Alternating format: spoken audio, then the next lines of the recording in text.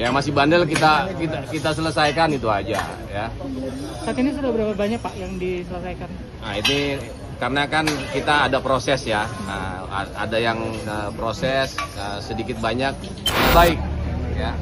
Apa yang menjadi sejarah kelam tahun 85 sampai dengan 95 itu kita tidak ingin itu terjadi ataupun diulangi oleh Bea Cukai, sehingga tentunya bahwa Bea Cukai harus berbenah diri ya untuk menghilangkan image negatif kepada Bea Cukai. Kalau strateginya kayak gimana Pak?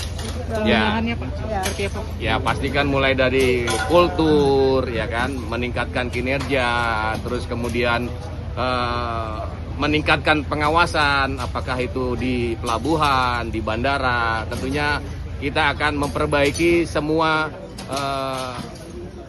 pelayanan ya, tentunya masyarakat ketika kita melakukan pelayanan kepada masyarakat, ketika ada ketidakpuasan ya sedikit demi sedikit kita akan berupaya untuk memperbaikinya.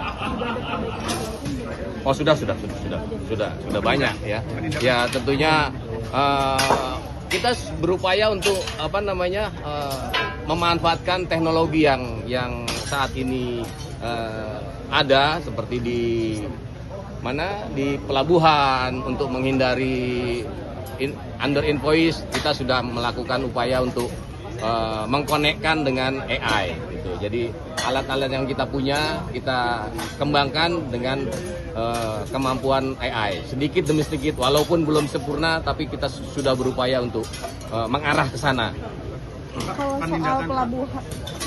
Kalau soal pelabuhan Batang sama Sabang kan itu kan jadi arus masuk impor gas ilegal. Ya karena kalau di Batam sama di Sabang itu kan itu merupakan free trade zone ya, di mana mempunyai aturan yang tersendiri. Yang perlu kita atur adalah bagaimana barang-barang yang keluar dari Batam maupun Sabang itu bisa terawasi oleh Bea Cukai.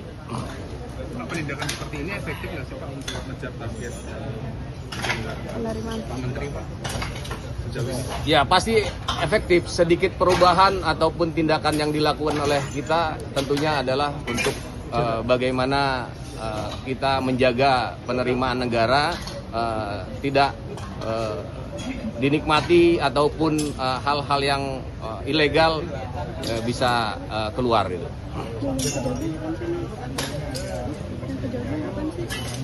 Ya masih bandel kita selesaikan itu aja ya. Saat ini sudah berapa banyak Pak yang diselesaikan?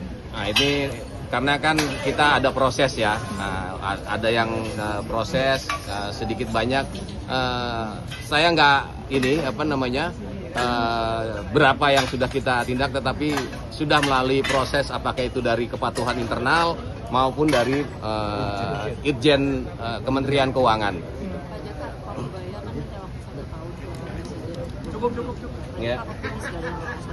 Ya optimis, harus optimis gitu. Ya, kalau kita nggak optimis, ya tahun depan kita selesai semua. Apakah mau Bea Cukai ataupun pegawai Bea Cukai dirumahkan dengan makan gaji buta aja itu?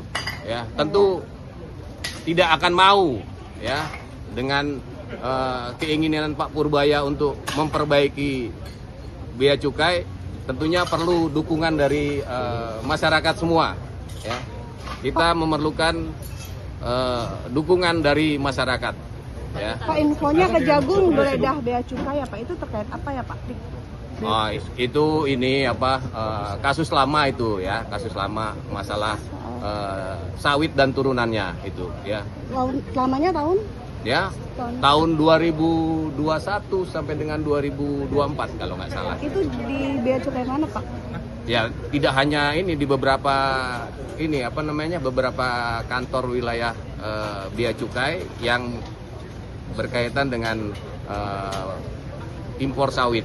Ya, ekspor sawit, dan itu masih berproses ya. Tentunya kita belum tentu menjudge bahwa personil dari Bea Cukai itu melakukan tindakan kesalahan. Tetapi selama proses hukum itu berjalan, kita akan memberikan bantuan ataupun support kepada pegawai bea cukai yang diperiksa itu.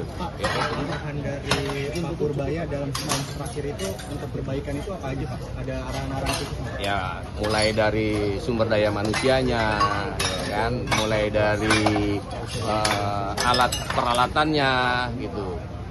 Ya mungkin image di masyarakat bahwa bea cukai adalah sarang pungli itu sedikit demi sedikit kita hilangkan. Ya. Kami memohon ya dukungan dari masyarakat untuk mendukung bagaimana kita ke depannya menjadi lebih baik. Ya, saya rasa cukup ya. Ya, cukup ya. Baik ya. Apa yang menjadi sejarah kelam tahun 85 sampai dengan 95 itu kita tidak ingin itu terjadi ataupun diulangi oleh bea cukai, sehingga tentunya bahwa bea cukai harus berbenah diri ya untuk menghilangkan image negatif kepada bea cukai. Kalau strateginya kayak gimana Pak?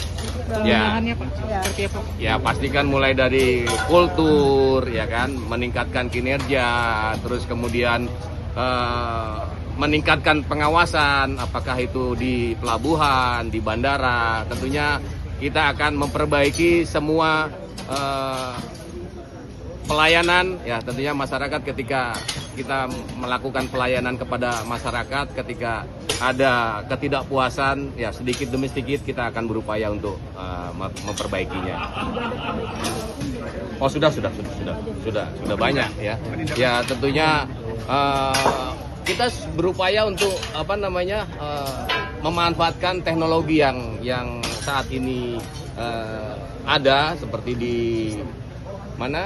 pelabuhan untuk menghindari under invoice. Kita sudah melakukan upaya untuk mengkonekkan dengan AI gitu. Jadi alat-alat yang kita punya kita kembangkan dengan kemampuan AI sedikit demi sedikit, walaupun belum sempurna tapi kita sudah berupaya untuk mengarah ke sana.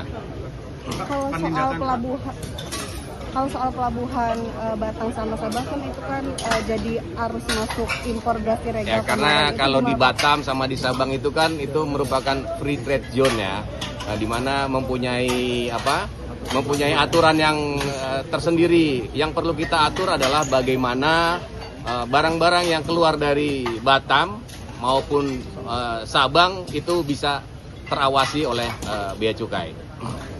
Penindakan seperti ini efektif nggak sih Pak untuk mengejar target penerimaan Menteri Pak?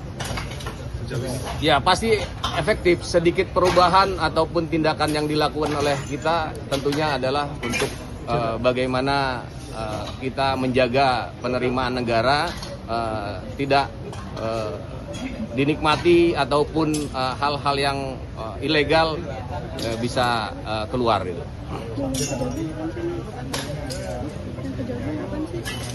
Ya masih bandel kita selesaikan itu aja ya. Saat ini sudah berapa banyak Pak yang diselesaikan?